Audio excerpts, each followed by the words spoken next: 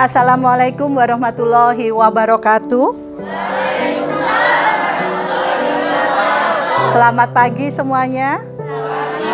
Nah, sebelum mulai pelajaran, sebaiknya kita berdoa. Ayo, ketua kelasnya siapa?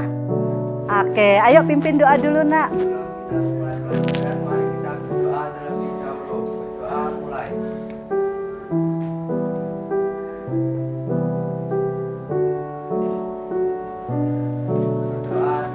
Ya, selamat pagi semuanya. Oke, Bu Ipung absen dulu ya. Wulan Armi. Oke, Ahmad Ifaul, Alvina, Alia, Amanda, Aisyah, Aurel, Naira, Nasya, Rafina, Sidan. Oke, masuk semua ya hari ini. Alhamdulillah, terima kasih semuanya. Oke, hari ini Bu Ipung akan membahas tentang materi kecerdasan buatan. Tapi sebelum kita mulai, seperti biasa, untuk mencairkan suasana pada pagi hari ini, kita akan mengadakan undian kelompok terlebih dahulu. Biar semangat, kelihatannya lagi lemes semuanya. Lemah, letih, dan lesu. Oke, kita bagi kelompok dulu ya, seperti biasa. Hari ini permainannya adalah, di depan sini ada kertas-kertas yang bisa kalian ambil. Karena tadi sebelum Bu Ipung adalah pelajaran olahraga, kalian hari ini tidak perlu berolahraga. Cukup jalan saja ke depan, mengambil kertas di depan. Satu anak satu. Nanti setelah itu dibaca. Di kertas tersebut akan ada tulisan. Tulisannya adalah lagu-lagu nasional. Kalian silakan mencari pasangan temannya untuk berkelompok. Jadinya itu nanti yang menjadi satu kelompok. Silakan masuk. Ya, masuk, Nak. Enggak apa-apa. Iya. Sini dulu. Bentar. Oh ya, ditaruh dulu. Nah, kita berdoa dulu. Nah, karena baru datang, berdoa dulu biar kita bisa mengikuti pelajaran dengan restu Allah. Nah, silakan. Berdoa dimulai dulu.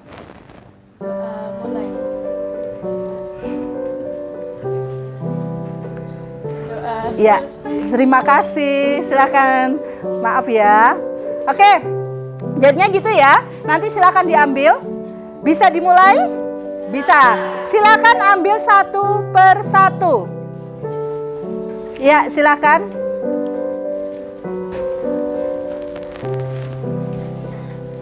Ya, ambil.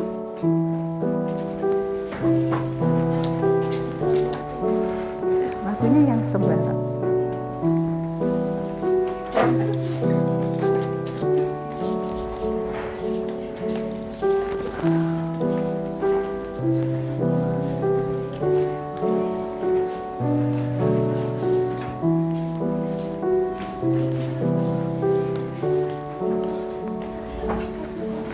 Oke.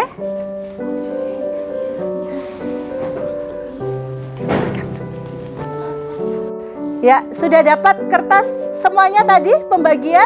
Sudah, terima kasih. Kalau gitu, kalian tadi sudah dapat kertas dan sudah mencari kelompoknya masing-masing. Sudah duduk dengan kelompoknya?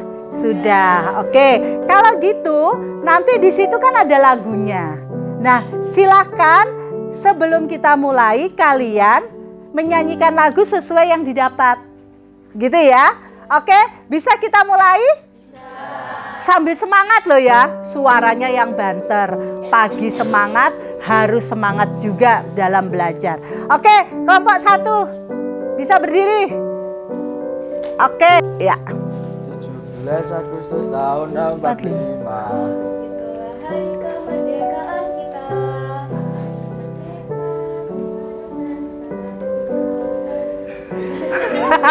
Ternyata enggak. Dia grogi kayak Bu Ipung. Oke ya. 17 Agustus tahun 45. Itulah hari kemerdekaan kita. Hari merdeka. Hari lahirnya bangsa ini.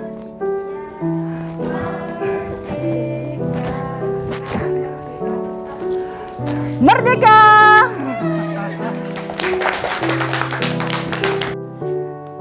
Halo, halo Bandung. Kota Mariana.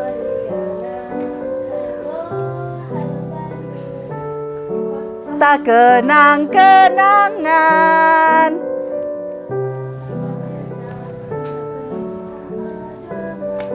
Alhamdulillah, tepuk tangan untuk kita semuanya. Oke, terima kasih. Pembelajaran kita, tujuan pembelajaran kita adalah yang pertama memahami konsep dasar AI. Yang pertama itu, yang kedua potensi dan peluang AI, tiga tantangan dalam penggunaan AI, dan yang keempat adalah etika dalam perkembangan AI. Nah, kita lanjut. Apa sih AI itu? Nah, sampai di sini. Apa AI itu? AI itu adalah, pernah dengar AI? AI itu AI, Artificial Intelligence, adalah kemampuan mesin untuk meniru kecerdasan manusia, yakni seperti berpikir, belajar, memecahkan masalah, dan membuat keputusan. Kalian tadi sudah sering mendengar AI? Iya, bacanya AI ya. AI po AI. AI, oke. Lidahnya wong tua karo anak-anak beda. Ya, jadinya bacanya AI, oke. Terus apa yang sudah pernah kamu gunakan penggunaan AI itu dalam kehidupan kalian? Nah, coba mungkin ada yang bisa Menggunakan AI untuk belajar. menggunakan AI untuk belajar. Apa coba? ChatGPT. Oke, berarti sudah kenal ChatGPT. Kalau sudah kenal ChatGPT, cari apa saja ada di situ. Iya, langsung. Apalagi?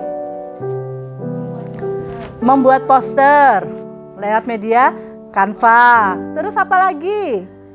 Kalau di WA ada Meta AI. Nah, seperti itu. Banyak sekali ya yang bisa kalian pakai menggunakan AI.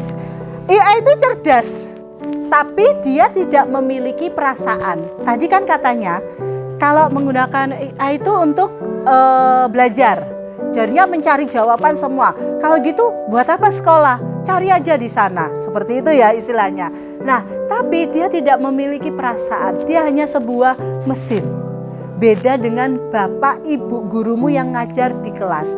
Ada bedanya nggak kalian hanya belajar lewat chat GPT dengan datang sekolah duduk di kelas? Ada bedanya tidak? Ada. Banyak ya bedanya ya. Bisa merasakan? Bisa. Oke. Kita lanjut. Nah, manfaat AI dalam kehidupan sehari-hari. Ada bidang pendidikan, kesehatan, transportasi, hiburan. Nah, ini tadi yang sudah dikatakan, kalau dalam pendidikan dia bisa ChatGPT, AI, macam-macam cari di sana ada. Nah, sekarang kesehatan, deteksi penyakit dari foto ronsen. Nanti Bu Ipung kasih videonya. Terus selanjutnya transportasi, mobil pinter, Google Map. Pernah lihat mobil pinter? Pernah. Jadinya enggak perlu supir. Orangnya masuk di dalam, dipencet-pencet, mobilnya jalan sendiri. Mau kemana? Langsung aja. Pencet kemana? Langsung jalan. Tapi ya medeni ya. Takut nggak? Ya mungkin akan jangka panjang berikutnya mungkin ya suatu keadaan ya mungkin sudah biasa. Nanti suatu saat nanti. Lanjutnya. Penerapan berbagai bidang, ini tadi ada bidang kesehatan, transportasi, bisnis, bidang pendidikan.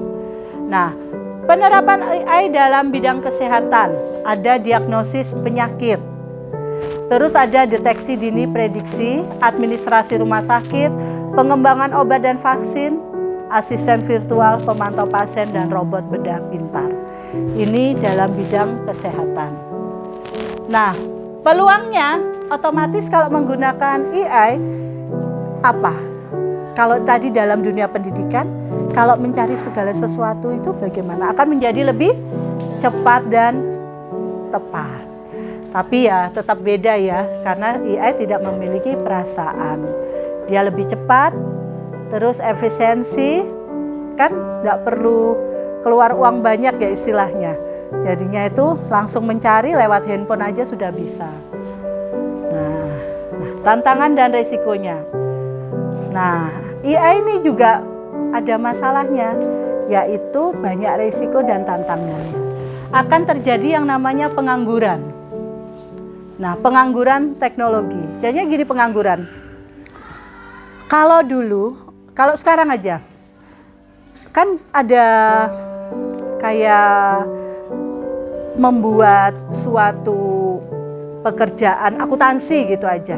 Itu kan harus ketik, dicatat di ini. Kalau dalam ChatGPT tinggal bilang aja mau ngerjakan apa, langsung semuanya keluar sesuai permintaan. Nah, itu otomatis orang akuntan bisa tergeser. Sekarang ada lagi Halodoc. Sudah pernah menggunakan aplikasi Halodoc?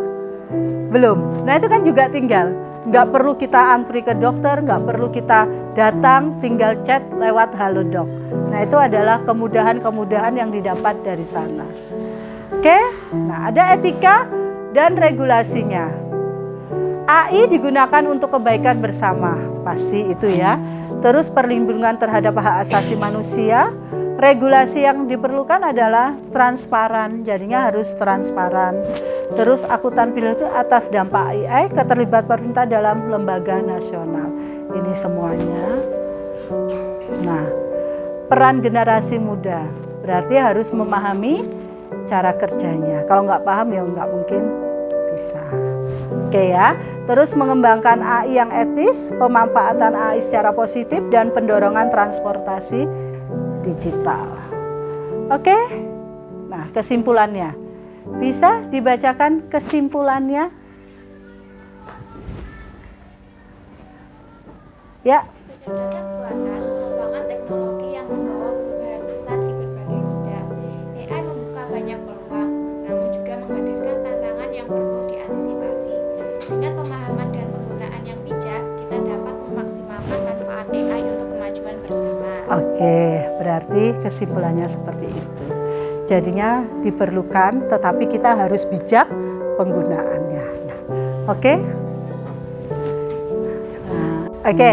Berarti tadi kita sudah menyimpulkan, dan yang terakhir adalah kita akan menonton 2 video.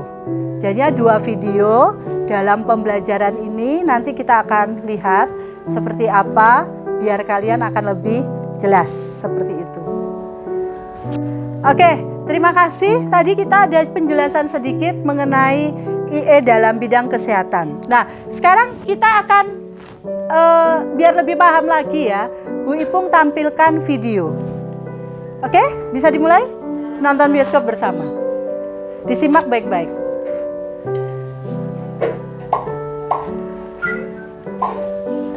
Apa hal pertama yang muncul di pikiran ketika mendengar kata AI atau kecerdasan buatan? Apakah AI jahat seperti di film-film Hollywood? AI jahat atau AI hanyalah khayalan pembuat film saja ya. Namun sebenarnya AI sudah merupakan kenyataan dalam kehidupan sehari-hari kita. Hal yang sering menggunakan AI ketika buka handphone, fitur fingerprint atau face unlock menggunakan AI untuk dapat mendeteksi sidik jari atau wajah kalian dengan lebih cepat. Ketika googling, adanya AI akan memberikan hasil pencarian yang lebih sesuai dengan minat dan kebutuhan kalian. AI juga banyak digunakan pada berbagai aplikasi loh. Contohnya fitur deepface pada Facebook yang mampu mengenali wajah yang ada di dalam foto. Filter foto juga menggunakan AI agar dapat menyesuaikan dengan bentuk wajah. Kalau kalian terbiasa nonton atau like konten K-pop misalnya, akan muncul rekomendasi konten yang enggak jauh-jauh dari K-pop juga. Bukan hanya di media sosial, rekomendasi musik atau film di aplikasi streaming, iklan produk pada e-commerce, rekomendasi dari virtual assistant seperti Google Assistant atau Siri, juga menggunakan AI untuk mempelajari dan menyesuaikan dengan aktivitas yang biasa kalian lakukan. AI juga ada pada Google Maps untuk menganalisis rute yang paling cepat dan perkiraan waktu yang dibutuhkan. Pada game online, AI dipakai untuk mengendalikan permainan bot dan membuat karakter serta grafis permainan menjadi lebih hidup dan realistis. Lalu, apa itu AI? AI atau Artificial Intelligence atau kecerdasan buatan adalah sistem yang memungkinkan mesin atau komputer untuk berpikir, belajar, dan melakukan tugas seperti manusia. Istilah AI muncul pada tahun 1956 dalam konferensi Dartmouth yang diinisiasi oleh John McCarthy, seorang ilmuwan komputer asal Amerika Serikat. Di antaranya ada 4 teknik dasar pada AI, yaitu searching, reasoning, planning, dan learning. Searching adalah teknik menemukan langkah-langkah yang sistematis untuk mencapai suatu tujuan atau solusi.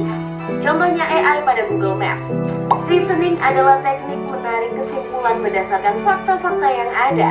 Contohnya AI pada aplikasi pendiagnosa penyakit. Planning adalah teknik memecah masalah kompleks ke dalam sejumlah operasi yang lebih sederhana. Contohnya AI pada mesin perakitan kendaraan. Learning adalah teknik mengajarkan pola-pola data untuk memperoleh pengetahuan. Contohnya AI pada sistem mobil tanpa pengemudi. Lalu, apa saja ya keunggulan menggunakan AI? AI dapat menyelesaikan tugas dengan cepat dan efisien sehingga dapat menghemat waktu dan sumber daya. AI dapat menganalisis data yang besar dan kompleks serta menemukan pola dan tren dari data tersebut. AI dapat bekerja secara konsisten dan mengurangi kemungkinan human error yang biasanya disebabkan oleh faktor kelelahan atau ketidaktelitian manusia. Selain itu, AI dapat bekerja 24 jam penuh, tidak seperti manusia yang terbatas. Sebaliknya, apa risiko menggunakan AI? AI membutuhkan data yang besar dan berkualitas tinggi untuk belajar dan beroperasi secara optimal. Kualitas data yang buruk dapat memunculkan hasil yang tidak akurat. Lalu, analisa atau rekomendasi yang diberikan oleh AI juga akan mengandung bias pada data yang diberikan kepadanya. Contohnya, jika data yang diberikan pada AI kebanyakan berasal dari pasien lelaki, maka analisa penyakit yang diberikan AI akan lebih sesuai untuk kondisi pasien laki-laki dibanding pasien perempuan. Selain itu, ada juga resiko keamanan privasi. AI dapat merekam informasi pribadi dan segala aktivitas di dunia online. Data-data tersebut dapat disalahgunakan untuk tindakan kejahatan. AI memberikan kemudahan dan dapat melakukan pekerjaan manusia. Namun, kemudahan ini dapat memicu sifat malas dan serba instan. Selain itu, orang bisa saja kehilangan pekerjaan karena digantikan oleh AI. Contohnya, pekerjaan customer service yang mulai digantikan dengan chatbot AI.